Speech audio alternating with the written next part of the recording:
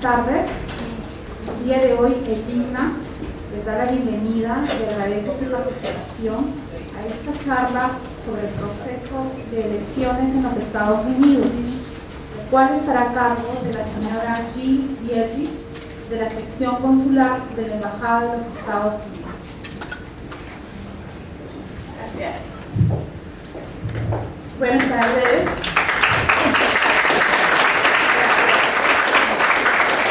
Es un placer estar aquí con ustedes.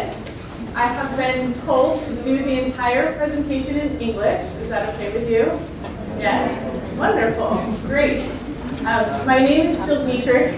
I work at the embassy. I'm excited to talk to you today.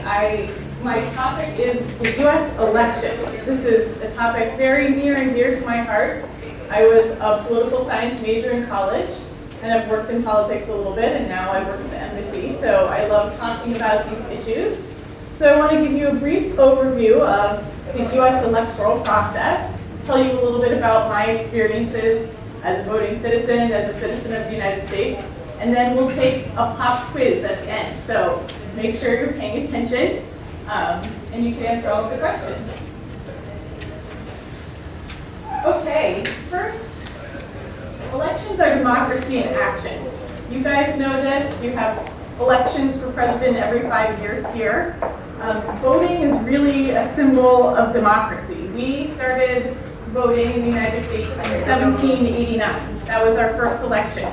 And as you probably know, there are many different types of electoral systems. There is parliamentary democracy, there's direct democracy, where you elect people directly, and then there's a presidential democracy like we have, where strong powers are really vested in the president.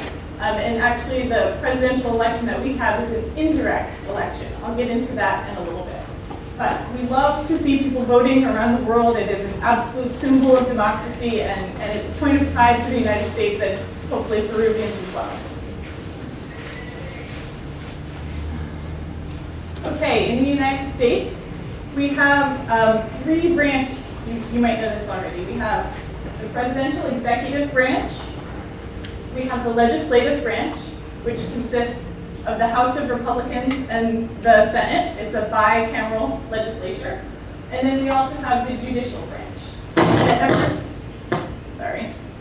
Every branch is a check on the other one. That was how it was designed back in the 1700s with the founding fathers, that each part has their own powers and they check the balance of the other. So for the executive, we have elections every 4 years. The president is elected every 4 years. In the legislative branch, we have congressional representatives that are elected every 2 years and senators that are elected every 6 years. So this staggers the system a little bit. So every 2 years or so, it's not new people all the time. There's some continuity of experience within the legislative branch. And then judicial, which I won't get into here today. We have Supreme Court justices, but they are appointed for life. And this is actually a little bit of a debate going on in the United States right now. So some people think it's a good thing, some people don't, but because it was part of the Constitution back in the 1700s, it's something that many people still support. Okay, something to note that's important about our election system is that the U.S. states are actually the ones that hold the elections and make the laws for their state. So we do have a federal election body that sets laws for the general federal elections, and they enforce things, make sure that everything's being done correctly.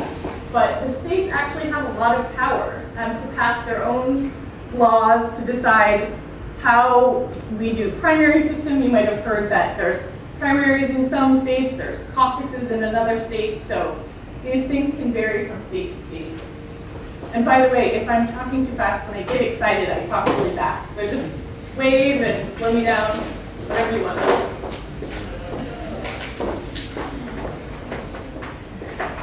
Okay, and so states also obviously elect their own congressional representatives. The House of Representatives, it's a proportional system, so the large states like California and Texas have a lot of seats in the House of Representatives. But each state also has 2 senators. So that again, with the Founding Fathers, was meant to be a check and balance system.